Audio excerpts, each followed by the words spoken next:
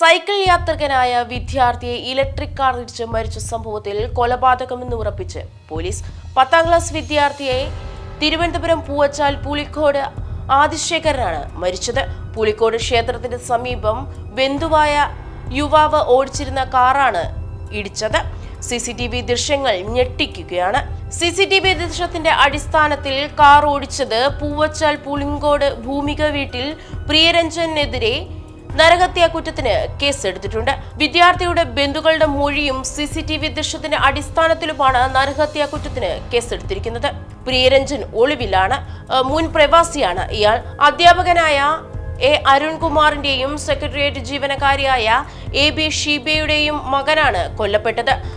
സുഹൃത്തുക്കളുമൊത്ത് ക്ഷേത്ര പരിസരത്ത് കളിക്കുകയായിരുന്ന ആദിശേഖർ വീട്ടിലേക്ക് പോകാൻ സൈക്കിളിൽ കയറവേ റോഡ് സൈഡിൽ നിർത്തിയിട്ടിരുന്ന കാർ പെട്ടെന്ന് മുന്നോട്ട് വന്ന് കുട്ടിയെ ഇടിച്ച് തെറിപ്പിക്കുകയായിരുന്നു.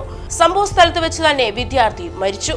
അലക്ഷ്യമായി വാഹനം ഓടിച്ച് കുട്ടിയെ ഇടിച്ചു തെറിപ്പിക്കുകയായിരുന്നുവെന്നാണ് ആദ്യം പ്രിയരഞ്ജനെതിരെ പോലീസ് കേസെടുത്തിരുന്നത്. ഇയാൾ മദ്യപിച്ചിരുന്നതായി സ്ഥലത്തുണ്ടായിരുന്നവർ പോലീസിന് വിവരം നൽകുകയായിരുന്നു. കാർ പിന്നീട് ഉപേക്ഷിച്ച നിലയിൽ സമീപത്തു നിന്ന് കണ്ടെത്തി.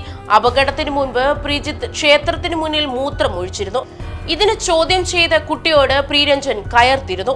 ഇതിന്റെ വൈരാഗ്യത്തിലാണ് കൊലപാതകമെന്നാണ് ബന്ധുക്കളുടെ മൊഴി. CCTV ദൃശ്യങ്ങളിൽ നിന്നും മനഃപൂർവ്വമാണ് കാർ ഇടിച്ചതെന്നും വ്യക്തമാണ്. കഴിഞ്ഞ മാസം 30-നാണ് ആദിശേഖർ കാർ ഇടിച്ച് മരിച്ചത്. ഇയാൾക്കെതിരെ പോലീസ് മനഃപൂർവ്വമല്ലാത്ത നരഹത്യക്കാണ് ആദ്യം കേസെടുത്തിരുന്നത്. കുട്ടിയെ കാർ ഇടിച്ച ശേഷം തൊട്ടകലെ കാർ നിർത്തിയ പ്രതി അതിവേഗത്തിൽ സ്ഥലത്തു നിന്നും രക്ഷപ്പെട്ടു.